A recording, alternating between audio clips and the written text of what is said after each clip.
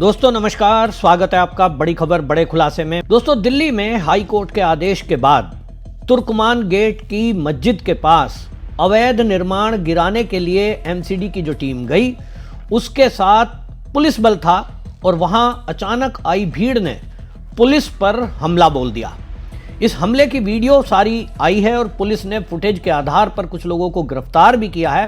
लेकिन सवाल ये उठता है कि दिल्ली का मुख्य रामलीला मैदान एक ऐसा दिल्ली की जगह है जहां पर आम तौर पर आपने देखा है कि बड़े बड़े कार्यक्रम होते रहते हैं, बहुत बड़ी रैलियां होती हैं। और ये जो तुर्कमान गेट की फैज़े इलाही मस्जिद है, ये तब चर्चा में ज़्यादा सामने आई जब दिल्ली में जो लाल किला ब्लास्ट हुआ था उसमें सुसाइड बम्बर जो उमर उन नबी, ये जो डॉक्टर था जो I-20 कार में बम रखकर और लाल किले के सामने जिसने ब्लास्ट किया था, इसकी जब पुलिस ने तलाश की तो ये पाया कि ये व्यक्ति, ये डॉक्टर, ये सुसाइड बॉम्बर उस मस्जिद में रुका था और वहाँ 15 मिनट रुक के इसने वहाँ बम तैयार किया था। और इसीलिए ये महत्वपूर्ण हो जाता है कि दिल्ली के बीचों बीच स्थित ये जो मस्जिद है ये भी शक के दायरे में है। हालांकि इस मस्जिद को कुछ नहीं किया गया। इसके आसपास की जो अवैध फुटपाथ था, वहाँ पर एक कम्युनिटी हॉल था, अवैध पार्किंग थी और एक प्राइवेट डायग्नोज सेंटर था। यहाँ आपको ये भी बता दूं कि सेव इंडिया फाउंडेशन के द्वारा कोर्ट में एक एप्लीकेशन डालते हुए ये आरोप लगाए गए थे कि ये जो मस्जिद है इसके आसपास के एरिया में अवैध रूप से निर्माण किया हुआ है।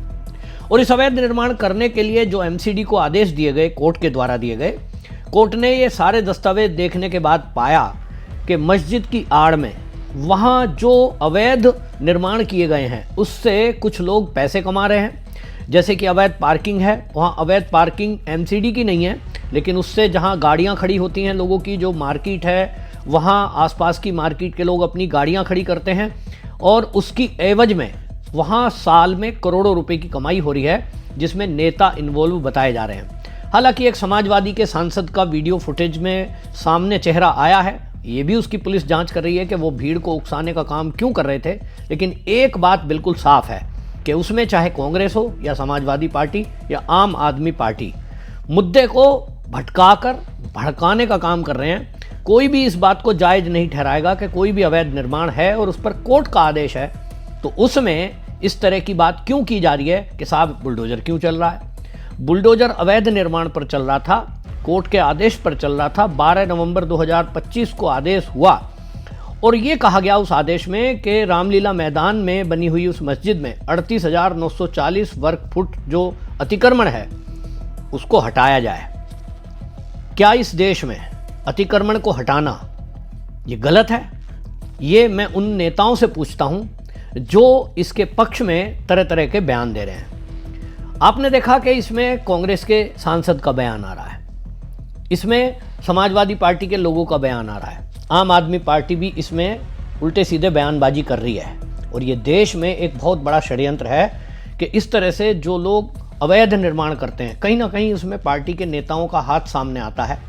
और आम पब्लिक को आगे करके, आम पब्लिक को भड़का कर जिस तरह से पुलिस पर हमला किया गया, ये अपने आप में बहुत चिंता की बात है कि देश की राजधानी दिल्ली में पुलिस पर हमला कर दिया जाता है। हमने देखा है कि कई एरिया में इस तरह की हत्याएं की गई।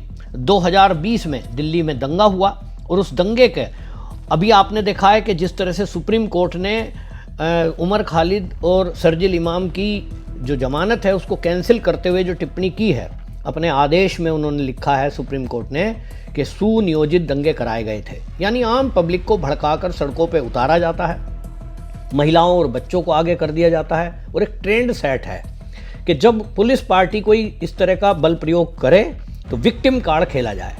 ये विक्टिम कार्ड ना खेला जाए, महिलाओं बच्चों को आगे ना लाया जाए, इसलिए पुलिस ने इस अतिक्रमण को हटाने के लिए प्लान बनाया कि रात को सर्दी है और जब सब सो जाएंगे उस समय ये अतिक्रमण हटाया जाएगा।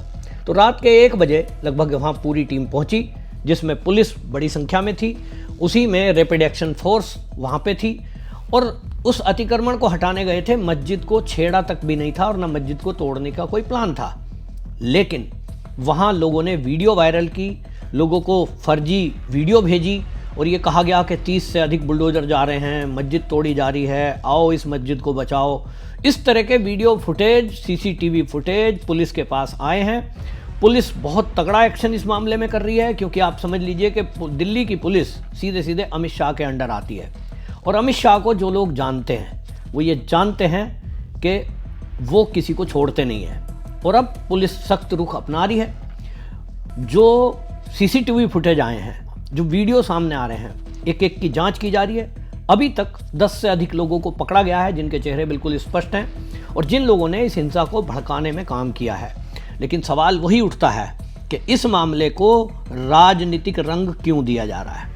अवैध निर्माण है, अवैध निर्माण को गिराना किसी भी सरकार का काम है। और सुप्रीम कोर्ट इस मामले में पहले ही बोल चुकी है कि किसी भी प्रकार का अवैध निर्माण देश में है तो भाई वो क्यों नहीं गिराया जाना चाहिए। इस मामले में आपको बता दूं कि दिल्ली में पहले भी जागीरपुरी में अवैध निर्माण गिराने के लिए जब पुलिस टीम पहुंची थी और एमसीडी की टीम पहुंची थी तो उस समय आपने देखा कि इसी तरह भीड़ आ गई। दिन का मामला था और फिर सुप्रीम कोर्ट मामला पहुंचा, उसको रोक दिया गया और वो एक्शन नहीं हो पाया। सुप्रीम कोर्ट ने कहा था कि ये जो अवैध निर्माण है इसको गिराने वाले जो आप आए हैं यहाँ पर, इनको समय दिया जाए, शिफ्ट करने के लिए समय दिया जाए। और उसकी आड़ में आपने देखा कि अभी तक कोई इतना बड़ा बुलडोजर एक्शन नहीं हुआ था। लेकिन दिल्ली में मैं कहता हूँ रेखा गुप्ता सरकार बनने के बाद ये सबसे बड़ा अब तक का बुलडोजर एक्शन है। और तुर्कमान गेट वो एरिया है जो इंदिरा गांधी जब कभी प्रधानमंत्री हुआ करती थी देश की, तो यहाँ जो जामा मस्जिद एरिया है, तुर्कमान एरिया है, इस एरिया में संजय गांधी इसी बात के लिए जाना जाता है कि अवैध निर्माण के लिए यहाँ बुलडोजर एक्शन होता था।